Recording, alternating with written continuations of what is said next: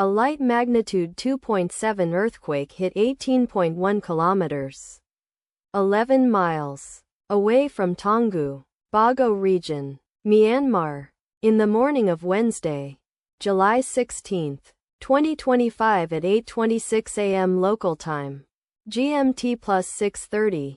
The depth of the quake could not be determined, but is assumed to be shallow.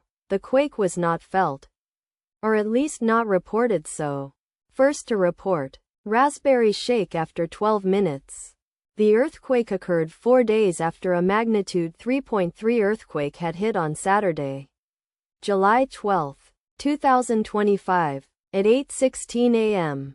GMT plus 6:30 local time, in 22 kilometers, 14 miles, distance to the southeast. Data source from Volcano Discovery.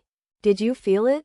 Let us pray. May the earthquake that occurred not affect our brothers and sisters there. May the earthquake not happen again. And may God protect everyone.